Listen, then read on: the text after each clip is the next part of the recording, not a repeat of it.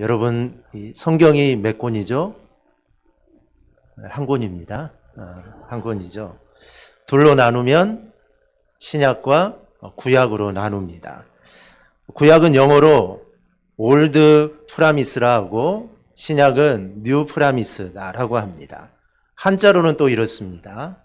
구약은 옛구에 약속 약자를 쓰고 신약은 새 신의 약속 약자를 씁니다. 그래서 구약과 신약은 옛 약속이고 신약은 이제 새로운 약속이라는 뜻을 가지고 있습니다. 그렇다면 성경 전체는 이 약속의 말씀이다라고 할 수가 있죠. 그러면 성경은 무엇을 약속하고 있을까요? 그것은 바로 이 메시아입니다. 그래서 구약 성경은 앞으로 오실 메시아에 대해서 약속을 했고, 그리고 신약은 오신 메시아에 대한 내용을 주제로 선포합니다. 그런데 우리가 구약을 보면은 구약에는 메시아에 대한 내용이 없는 것 같기도 합니다. 신약이야 예수님이 이제 태어나신 부분이기 때문에 메시아이신 예수님의 활동이 있었지만 구약에는 예수님, 메시아에 대한 이런 이야기가 없는 것 같은데 구약은 오실 메시아에 대해 약 300여 곳에서 계속해서 말씀을 하십니다. 그래서 창세기부터 시작해서 줄곧 하나님이 말씀하시는 것은 오실 메시아에 대한 말씀을 계속하시는 겁니다. 그리고 이 약속이라는 것은 지키기 위해서 하는 것입니다. 그런데 가끔 우리는 지키지 않을 약속도 하기도 하는데요. 이 한국 사람들은 오랜만에 사람을 만나면 반가워서 나중에 식사 한번 꼭 하자라고 합니다. 나중에 식사 한번 꼭 합시다. 그런데 이 말은 약속이 아닙니다. 약속인 줄 알고 언제 밥 먹자고 나한테 연락할까 기다려서는 안 되죠. 이것은 하나의 인사말 정도 되는 겁니다. 그런데 이 진정한 약속은 두 가지의 특징이 있습니다. 첫째는 반드시 지키는 것입니다. 이런 말이 있습니다. 프라미스 이스 프라미스. 약속은 약속이다. 이게 누가 한 말일까요? 이 말은 영화의 주인공이 한 말인데요. 영화 중에 이 포레스터 검프라는 영화가 있습니다. 그 영화의 주인공인 이 포레스터 검프가 한 말이 이 말입니다. 이 포레스터 검프는 우리 다 보셨겠지만 지능이 좀 떨어집니다. 그런데 누구와의 약속이든 항상 지키려고 노력하는 사람이 이 영화의 주인공입니다. 영화 중반부에 이 포레스터 검프가 이 베트남 전쟁에 참전했다가 이 버바라는 친구를 사귀게 됩니다. 근데 이 버바라는 친구는 새우를 너무 좋아해가지고 나중에 이제 군복무를 마치게 되면 고향으로 돌아가서 새우잡이를 하는 것이 꿈이었습니다. 그래서 이 버바라는 이 친구가 동업을 하자고 이 포레스터 검프에게 제안을 하고 이 포레스터 검프는 그래 내가 함께 하겠다라고 약속을 합니다. 그런데 전투 중에 버마가 전사를 하고 맙니다. 일반적인 경우라면 같이 동업을 하고자 했던 사람이 죽었고 이 약속은 구두로 한 약속이니 이거는 그냥 이제 다 없어졌다라고 생각을 할 겁니다. 누구나 다 그렇게 생각을 하겠죠. 하지만 이 포레스터 검프는 달랐습니다. 군 복무를 마치고 이 포레스터 검프는 버마와의 약속을 지키기 위해 그의 고향으로 갑니다. 그리고 가진 돈을 모두 다 투자해서 배를 사고 온갖 역경을 이겨내고 새우잡이로 큰 성공을 거두게 됩니다. 그래서 상호명도 회사를 만들었는데 버마 검프 새우라는 회사를 만들게 되죠. 그리고 수익 창출에 아무런 보탬도 주지 않는 이 버마의 가족들에게 버마의 몫이라고 하면서 거액을 전달하게 됩니다. 남들은 다 비웃었겠죠. 죽은 친구의 약속을 정말 끝까지 지키는 이 모습을 통해 우리가 뭉클하고 진한 감동을 우리가 받게 됩니다. 그런데 이 포레스터 검프가 자주 하는 말이 바로 이겁니다. 프라미스 이스 프라미스. 약속은 약속이다라는 것이죠. 이 말은 약속은 지켜질 때 그게 약속이라는 것입니다. 지키지 않을 약속은 그게 약속이 될 수 없다라는 것이죠. 그리고 약속이 반드시 성취될 것을 또한 믿어야 합니다. 이 조지 할머니는 조지에게 우표책을 주겠다고 약속했지만 시간이 지나도 주지를 않습니다. 근데 친구가 와서 이 조지의 물건을 볼 때마다 이렇게 말합니다. 할머니는 나에게 우표책을 주셨어 라고 이렇게 계속 말하는 겁니다. 그래서 엄마가 옆에서 보고 있다가 야, 할머니가 우표책도 주지도 않았는데 왜 너는 친구들한테 할머니가 우표책을 줬다라고 이야기를 하느냐라고 이렇게 말을 하자 이렇게 말합니다. 엄마 할머니가 이미 약속하셨는걸요. 그건 제가 이미 받은 거나 같다고요 라고 말을 합니다. 즉 약속을 했으니 이미 받은 거나 똑같다는 것이죠. 그러나 한 달이 지나도 우표책이 오지를 않습니다. 그래서 엄마가 야, 할머니가 잊어버렸나 보다 이렇게 말을 하자 조지는 이렇게 말하죠. 아니요, 할머니가 잊어버릴 리가 없어요. 그러면 할머니한테 감사 편지를 쓰면 어떨까요? 그래서 할머니께 감사 편지를 씁니다. 그리고 답장이 왔죠. 사랑하는 조지야, 나는 내게 주기로 약속했던 우표책을 잊지 않았단다. 네가 원하는 모양의 우표책을 이곳에서는 살 수가 없어서 뉴욕에 우편 주문을 했단다. 그러나 보낸 것이 너무 오래돼서 다시 시카고에 우편 주문을 했다. 너를 사랑하는 할머니라고 답장이 옵니다. 조지는 편지를 읽고 승리에 찬 목소리로 말하죠. 엄마, 제가 말했죠. 할머니가 약속한 것은 이미 받은 것과 같다고요. 그의 마음에는 의심이 전혀 없었던 것이죠. 이것이 바로 바랄 수 없는 중에 바라고 믿었으니라는 말씀입니다. 그가 우표책을 받으리라고 깊이 믿은 것은 할머니와의 약속 때문입니다. 그래서 오래지 않아 믿음이 사실이 되었죠. 이렇듯 약속이 성취될 것을 믿어야 그게 현실이 되는 겁니다. 이 하나님의 약속이라는 찬양이 있는데 이 가사를 보면 이런 말이 있습니다. 하나님은 나에게 복을 주시기를 원한다. 하나님은 나에게 복을 주시기를 원합니다. 그리고 은혜와 평강도 주시기를 원합니다. 그리고 하나님이 이 하신 약속을 하나님은 신실하게 이루신다라고 말을 합니다. 그래서 우리는 하나님을 신실하신 하나님이라고 합니다. 즉 약속하신 것은 하나님은 반드시 지키십니다. 여러분 이런 말을 들으면 어떤 기분이 드십니까? 그냥 그런가 보다라고 그러십니까? 아닙니다. 이런 말은 정말 이런 말을 들을 때마다 우리는 기분이 좋아지고 또 우리 안에 막 소망이 생기고 희망이 생깁니다. 그리고 야, 내가 무엇이든지 할 수 있겠다. 하나님 말씀을 통해 이런 마음들이 우리 안에 듭니다. 이렇게 약속이라는 것은 좋은 일과 연관이 있습니다. 나쁜 일을 약속하는 경우는 거의 없죠. 그리고 이거는 약속이라 하지 않습니다. 교도소에서 야, 나중에 우리 탈옥하면 함께 일을 벌이자라고 약속을 하지만 이 약한 약속은 약속이라고 하지를 않습니다. 약속은 긍정적인 것, 좋은 일을 가리킬 때 쓰는 단어죠. 부모가 자녀에게 약속을 할 때도 있습니다. 보통 자녀에게는 그것이 압박이 되죠. 자녀들을 압박을 시킵니다. 그런데 그 압박을 이겨내면 더 좋은 일이 생기기 때문에 그 압박을 이겨내는 것이죠. 그걸 견뎠는데 좋은 일이 없으면 하지 않을 겁니다. 그런데 부모와의 약속을 잘 견뎌나가면 좋은 일이 기다리고 있는 것이죠. 4년에 한 번씩 올림픽을 합니다. 오늘 이제 동계올림픽이 오늘 끝나게 되는데 선수들이 4년 동안 정말 한눈을 팔지 않고 한 종목에 4년 동안 열심히 노력하고 전념하는 이유는 등수 안에 들면 이 메달을 받을 수 있기 때문입니다. 얼마 전 미국 워싱턴 포스트는 한국 선수들이 올림픽에서 메달을 따야 하는 이유가 있는데 그건 두 가지의 약속이 있기 때문이라고 합니다. 첫째는 우리가 잘 아는 대로 군의 면제를 받습니다. 군대를 가지 않아도 됩니다. 그러니 얼마나 좋겠습니까? 또 하나는 메달 포상금이 있습니다. 메달을 따면 그 메달만 받는 것이 아니라 돌아오게 되면 이 포상금을 받게 되죠. 수천만 원에서 많으면 억 단위까지 이 포상금을 받습니다. 근데 우리나라만 포상금이 있는 게 아니죠. 가장 많은 나라가 싱가포르인데 이 나라는 한국 돈으로 약 8억 4천만 원의 메달 포상금을 줍니다. 이 정도면 4년 동안 정말 아무것도 안 하고 운동에만 전념할 수 있는 금액입니다. 거의 로또 수준이죠. 이렇게 약속에는 그 약속을 지키는 고단함을 잊게 하는 환상적인 상금이 기다리고 있습니다. 물론 운동선수들이 그 상금을 바라보고 운동은 하지 않겠죠. 그러지는 않을 겁니다.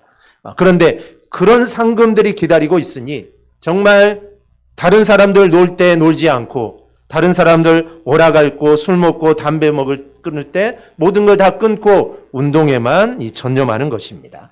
그렇다면 하나님의 약속에는 어떤 상금이 기다리고 있을까요? 하나님의 약속에 있는 상금은 이 세상이 걸어놓은 상금과는 비교가 되지 않습니다.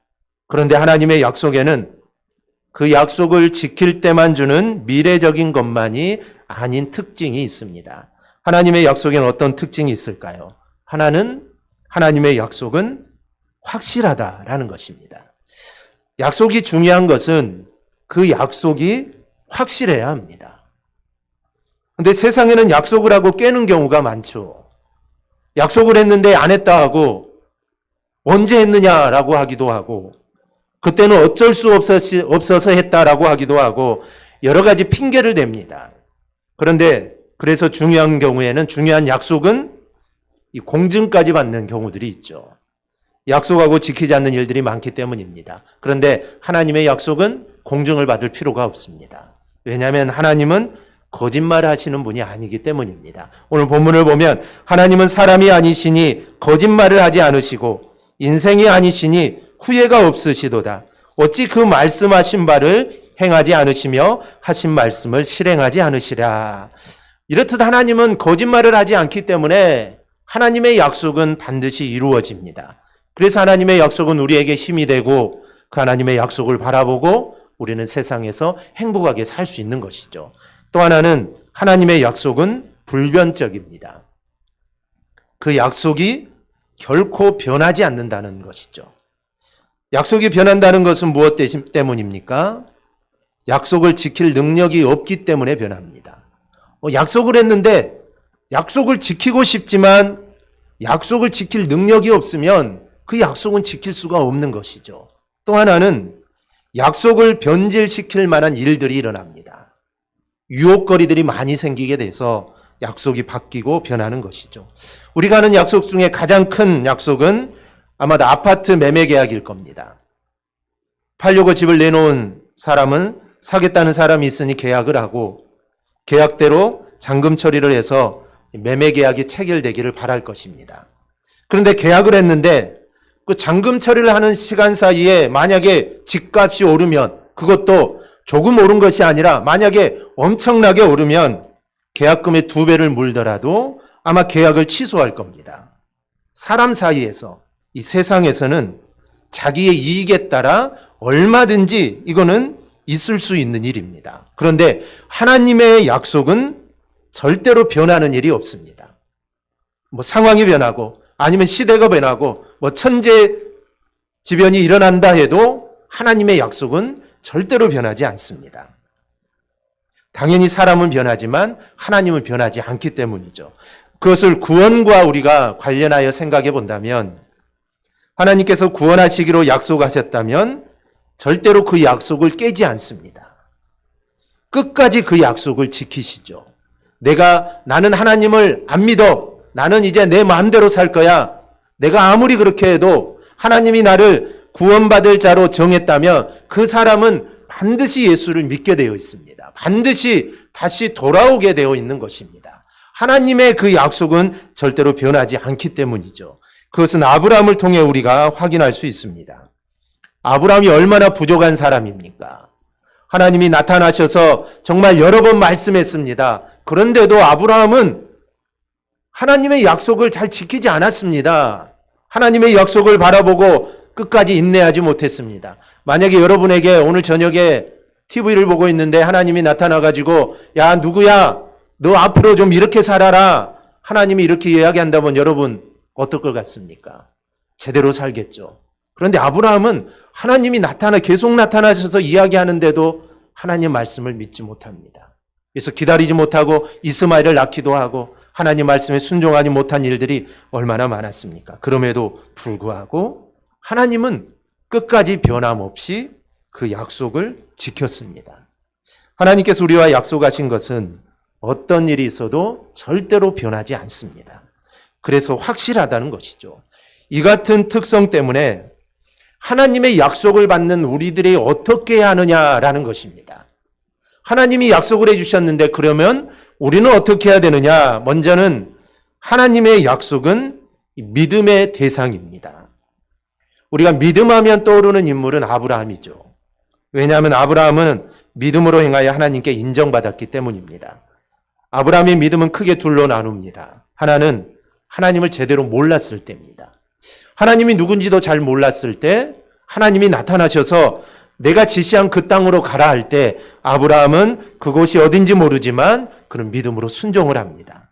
그리고 또 하나는 이제 하나님을 온전히 알고 난 후에 그 후에 하나님이 독자 이삭을 드리라고 했을 때 아브라함은 믿음으로 독자 이삭을 드리게 됩니다. 이 부분을 히브리서 11장 8절에서는 이렇게 말합니다. 믿음으로 아브라함은 부르심을 받았을 때에 순종하여 장래 유업으로 받을 땅에 나아갈새 갈 바를 알지 못하고 나아갔으며, 알지 못하고 갔다는 것이죠. 즉 아브라함의 순종하는 이 믿음을 강조합니다. 그리고 17절에서는 아브라함은 시험을 받을 때 믿음으로 이삭을 드렸으니 그는 약속을 받은 자로 돼 그 외아들을 드렸느니라. 즉 믿음의 조상으로서 이제 아브라함의 믿음이 완전해졌다는 것입니다. 전에는 아브라함 믿음이 완전하지 못했죠. 그냥 하나님이 가라니까 갔습니다. 그것도 믿음이지만 그때는 완전한 믿음이 아니었죠. 그런데 하나님이 이삭을 통하여 너희 후손을 많게 해주겠다 약속을 하셨고, 그런데 하나님이 그 이삭을 드리라는 것이죠. 그런데 이제 아브라함 믿음이 완전해져서 그 하나님의 말씀에도 순종합니다. 왜냐하면 분명히 이삭을 통하여 하나님이 복을 주신다고 했으니 하나님이 분명히 다른 뜻이 있을 것이다. 이삭을 살려주시든지 아니면 하나님 막아주시든지 이제는 아브라함은 그것까지 생각할 수 있는, 그것까지 믿을 수 있는 그런 완전한 믿음이 되었던 것입니다. 이같이 아브라함의 믿음을 강조하는 데는 변함없는 하나님의 약속을 알게 하기 위함입니다. 아브라함이 이후에 독자 이삭을 드릴 만큼 믿음이 완전함을 보인 것은 아브라함 믿음이 흔들리고 아브라함이 불신앙적인 모습을 보일 때도 하나님은 당신이 약속한 것을 끝까지 지키셨기 때문입니다. 만약에 아브라함이 불순종할 때 하나님이 아니다라고 했으면 아브라함은 그만한 믿음을 가질 수가 없었을 겁니다. 그런데 아브라함이 하나님을 배신하고 하나님의 뜻대로 살지 못했을 때도 그래도 하나님은 끝까지 아브라함을 지켜주셨고 아브라함을 인도하신 겁니다. 그래서 아브라함의 믿음이 여기까지 이르도록 하나님이 이끌어 주셨다라는 말씀입니다. 그래서 약속은 중요하고 또 귀한 것입니다. 그런데 이 약속은 누구에게나 복이 되는 것이 아닙니다. 오직 이 약속을 믿는 자만이 복이 됩니다. 갈렙은 늦은 나이 85세에 헤브론 땅을 달라고 합니다. 그 땅은 이스라엘이 가나안에 들어와서 아직 정복하지 못한 땅입니다. 너무나 강한 자들이 그 땅을 차지하고 있기 때문에 어느 지파도 그 땅을 정복할 생각을 하지 못했죠. 그런데 갈렙이 그 땅을 달라고 합니다. 그것도 이제 85세, 이제 할아버지가 되어서 이제 얼마 남지 않았는데 그때 아무도 정복하지 못한 그 땅을 자기에게 달라고 합니다. 그런데 갈렙이 이렇게 이야기한 이유가 있습니다. 왜냐하면 그 땅을 정탐하고 왔을 때 하나님께서 네 발로 밟는 땅은 영원히 너와 네 자손의 기업이 되리라 라고 말씀하셨기 때문에 갈렙은 그 말씀을 믿고 그 땅을 달라는 것입니다. 그리고 갈렙은 누구도 정복하기를 꺼려했던 그 땅을 믿음으로 정복하게 됩니다. 이렇게 하나님의 약속을 믿은 자에게 그 약속을 하나님은 이루어 주시는 겁니다. 갈라디아서 3장 22절 이렇게 말씀합니다. 성경이 모든 것을 제 아래에 가두었으니 이는 예수 그리스도를 믿음으로 말미암는 약속을 믿는 자들에게 주려 함이라. 성경이 모든 것을 제 아래에 가두었다. 이 말은 세상의 모든 것은 아담의 타락으로 인해 모든 것이 제 아래에 있다라는 것입니다. 성경을 율법으로 바꾸면 좀 이해가 쉽습니다. 율법이 모든 것을 제 아래 가두었다.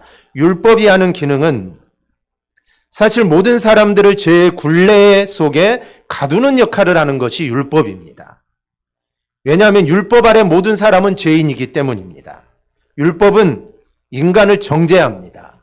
우리가 십계명을 보더라도 살인하지 말라, 간음하지 말라, 도적질하지 말라, 실제로 사람을 죽이는 것뿐만 아니라 사람을 미워하는 것도 이미 율법을 범한 겁니다. 그래서 그 율법 아래 있는 우리들은 다 죄인입니다. 왜냐하면 하나님 말씀을 지키지 못하니 우리는 다 죄인이라는 것이죠. 그래서 율법은 우리를 죄의 굴레에 가두어 버리는 것이 바로 율법인 것입니다. 그래서 율법을 통하여서는 하나님께 의롭다라고 여김을 받을 수가 절대로 없습니다. 때문에 하나님께서는 율법이 아니라 예수 그리스도를 믿는 믿음을 통해 하나님의 약속을 받도록 하신 것입니다. 그래서 하나님의 아들인 예수 그리스도를 믿음으로 우리가 구원을 받게 되는 것이죠. 그런데 중요한 것은 하나님과 관련된 모든 약속은 전부 믿음과 관련이 있다는 겁니다. 믿음이 없이는 하나님의 약속을 하나도 받을 수가 없습니다. 믿지 않는데 어떻게 받을 수 있겠습니까? 그래서 믿음이 없이는 하나님을 기쁘시게 할 수 없다. 믿음이 없이는 하나님을 만족시킬 수 없다라는 것입니다. 그러니 우리에게 중요한 것은 믿음입니다. 우리에게 중요한 것은 믿음입니다. 그래서 우리의 믿음을 성숙시켜야 합니다. 우리의 믿음을 더욱더 자라게 해야 합니다. 그래야만 우리에게 약속하신 하나님의 나라를 바로 우리가 볼 수 있는 것입니다. 둘째로 하나님의 약속은 소망의 대상입니다. 이 소망은 우리를 행복하게 하는 겁니다. 이 새해가 되면 사람들이 이 소원을 비는데 첫째가 건강이죠. 그리고 그 다음으로 꿈, 비전, 소망을 빕니다. 그만큼 사람에게는 소망이 중요한데요. 지금 내가 하는 일이 정말 어렵습니다. 너무 힘듭니다. 그런데 소망이 있으면 이 어려움을 견딜 수 있습니다. 그리고 지금 하는 일이 너무나 잘 됩니다. 너무나 잘 됩니다. 그러면 그럴 때도 소망이 중요하는데 소망이 있으면 곁길로 빠지지 않게 됩니다. 그래서 이 소망이 나를 이끌어주게 되죠. 그런데 이 세상에서의 소망은 잠깐입니다. 젊었을 때 잠깐 갖게 되는 것이죠. 우리가 연세가 드셔서도 소망은 갖게 되지만 젊은이들이 갖는 소망과는 좀 다를 겁니다. 젊은이들은 정말 무언가를 내가 이루어야겠다, 무언가를 해봐야겠다라는 소망을 갖지만 우리 연세 드신 성도님들은 그런 소망이 아니라 하늘나라에 대한 소망, 그리고 내 삶과 또 자녀들에 대한 소망, 이 소망들이 다르게 됩니다. 그런데 더 중요한 것은 그 소망이 이루어졌어도 그 기쁨은 잠깐입니다. 대학에 들어가면 얼마나 기쁩니까? 그런데 그 기쁨은 잠깐입니다. 이제 3학년 되고 4학년 되면 취직을 해야 되는데 또 취직에 이런 고난이 기다리고 있죠. 취직을 했어도 그 기쁨도 또 잠깐입니다. 얼마 전 뉴스를 보니 대기업에 입사하여 15년 근무하고 45세에 퇴직한다고 합니다. 제 나이가 올해 49세인데 저는 이제 퇴직을 해야 합니다. 아직 젊은데 퇴직해서 뭘 해야 될까? 또 근심이 생기게 된다는 것이죠. 그래서 이 땅에 사는 동안 사람은 평생 근심과 걱정만 하면서 살아갑니다. 그런데 하나님을 붙잡는 소망은 다릅니다. 이거는 잠깐이 아닌 영원한 하나님의 나라를 바라보는 소망이기 때문입니다. 이 소망을 갖게 되면 이 땅에 사는 동안 평안하고 이 땅에 사는 동안 기쁘고 감사와 기쁨이 충만해집니다. 하나님은 어느 날 나이도 많이 먹었고 아이도 없고 가진 것도 없고 비전도 없는 아브라함에게 나타나셔서 그에게 땅도 주고 아들도 주고 그래서 큰 민족을 이루겠다라는 소망을 그에게 심어줍니다. 그리고 하나님은 그 약속을 소망하며 믿음으로 나아갔던 아브라함의 소망을 마침내 이루어 주셨습니다. 이 소망은 아브라함 개인에게 약속하여 주신 거지만 수백 년이 지난 후에 미디안 광야에서 장인의 양을 치고 있던 이 모세에게도 약속합니다. 그리고 모세와 이스라엘 백성들에게 소망을 갖게 하신 하나님은 결국 여호수아를 통하여 그 약속을 성취를 하십니다. 여호수아 21장 43절입니다. 여호와께서 이스라엘의 조상들에게 맹세하사 주리라 하신 온 땅을 이와 같이 이스라엘에게 다 주셨으므로 그들이 그것을 차지하여 거기에 거주하였으니 가나안은 하나님이 아브라함에게 약속한 땅이었고 아브라함에게는 소망의 땅이었습니다. 그리고 그 소망이 이제 여호수아를 통해 성취된 것입니다. 그런데 하나님은 그 땅을 아브라함 개인의 성취로 끝내지 않으시고 그 땅을 민족의 소망이 되게 하셨습니다. 그리고 결국 하나님은 당신의 약속을 소망하는 이스라엘 백성들에게 성취시켜 주신 것입니다. 이 약속의 성취, 즉 하나님이 약속하시고 아브라함, 모세, 이스라엘 백성 그리고 여호수아 이스라엘 민족 전체에게 이 약속하신 것을 하나님이 성취하신 것은 우리를 향한 열매입니다. 우리를 향한 열매인 것이죠. 약속하고 그것을 소망하게 하신 하나님은 반드시 그것을 이루신다는 것을 지금 우리에게 보여주신 것입니다. 따라서 우리는 예수님이 우리에게 약속하신 것을 우리는 소망해야 합니다. 그 약속을 소망할 때 그 약속이 우리의 삶 속에서 이루어지는 것이죠. 우리는 하나님의 나라를 소망하며 살아갑니다. 이 소망은 절대로 없어져서는 안 됩니다. 이 소망은 내 목숨이 끊어지는 바로 그 순간까지 그 소망을 우리의 가슴에 품고 그 소망을 바라보며 우리가 눈을 감아야 합니다. 그러면 그 소망대로 내가 눈을 떴을 때 나는 하나님의 나라에 있게 되는 것입니다. 그래서 소망하는 자에게 하나님이 그 소망을 이루어 주시는 겁니다. 우리가 이 땅을 살면서 아파트 당첨을 소망하며 주택연금을 드는 것도 필요하지만 진정 우리에게 필요한 것은 예수님께서 약속하신 것들을 우리는 소망하고 바라봐야 합니다. 그 약속을 소망해야 그 약속이 이 땅에서 이루어지는 것을 내가 보게 되는 것입니다. 셋째로 하나님의 약속은 성도를 거룩하게 합니다. 우리 부모들은 자녀들에게 약속을 하죠. 심부름하면 용돈을 주겠다. 요즘 심부름을 잘 안 하지만 옛날에는 심부름하면 용돈 주겠다. 책을 한 권 읽으면 게임하게 해주겠다. 100점 맞으면 폰을 바꿔주겠다. 이런 등등의 약속들을 합니다. 그런데 이 약속은 아이들을 성장시킵니다. 100점 맞기 위해 폰을 받기 위해서 열심히 공부하죠. 또 용돈을 받기 위해 심부름을 합니다. 그래서 부모님 말씀에 순종하고 또 게임하려고 책을 열심히 읽습니다. 게임하기 위해 책을 읽지만 그게 다 아이들에게 도움이 되는 것이죠. 그래서 이런 과정들을 통해 아이들은 자기도 모르게 성장을 하게 되는 것입니다.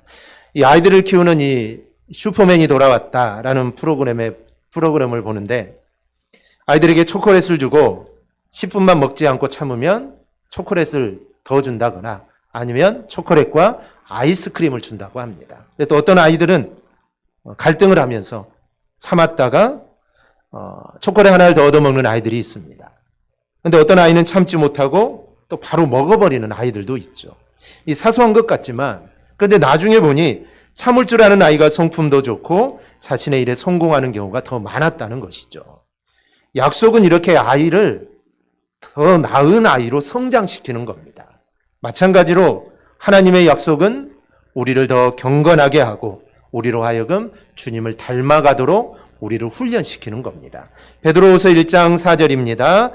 우리 함께 봅니다. 시작. 이로써 그 보배롭고 지극히 큰 약속을 우리에게 주사 이 약속으로 말미암아 너희가 정욕 때문에 세상에서 썩어질 것을 피하여 신성한 성품에 참여하는 자가 되게 하려 하셨느니라. 아멘.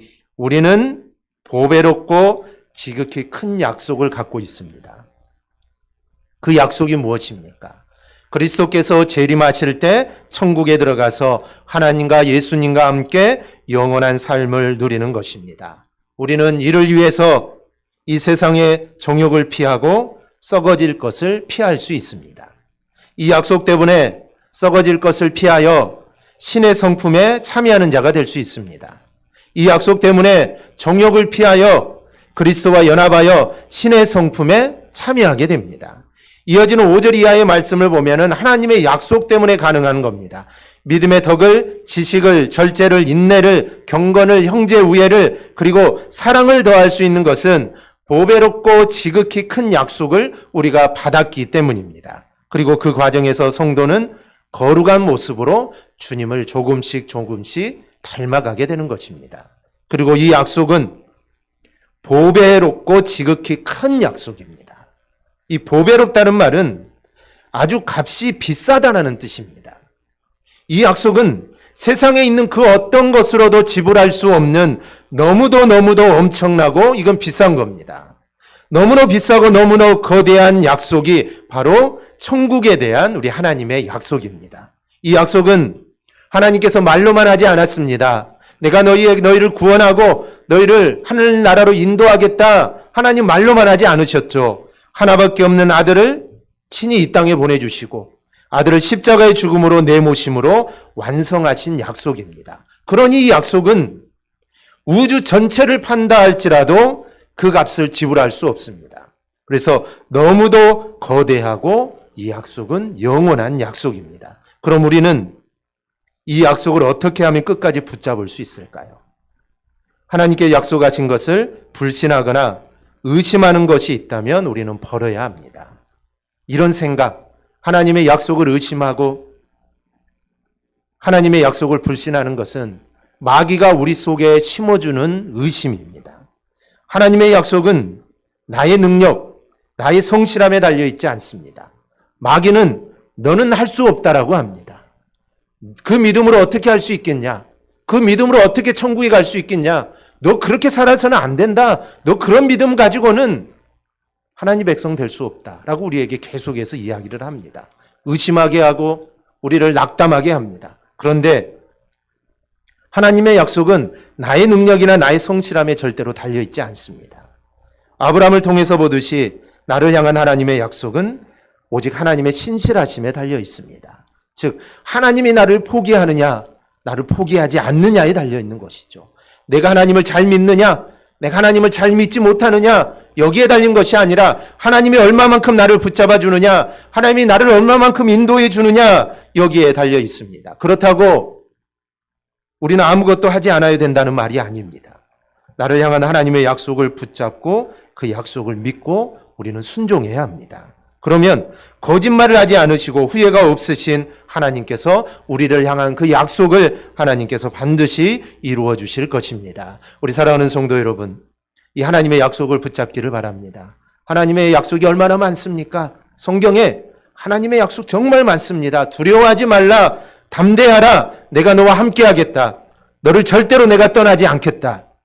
이 모든 말씀들이 바로 저와 여러분에게 하신 말씀입니다. 그러니 이 얼마나 힘이 됩니까? 그리고 하나님의 이 약속은 절대로 변하지 않고 또 없어지지도 않습니다. 그러니 우리가 이러한 약속을 받고 누리기 위해서는 하나님을 온전히 신뢰하는 것입니다. 하나님을 온전하게 신뢰하는 것입니다. 하나님을 신뢰하는 믿음이 어제보다 오늘 그리고 오늘보다는 내일이 더 커져갈 수 있기를 바랍니다. 그래야 험한 세상 가운데 정말 나를 힘들게 하는 일들이 많지만 그런 상황 속에서도 하나님과 늘 동행하는 삶을 살아가기를 주님의 이름으로 축원합니다. 아멘. 기도하겠습니다.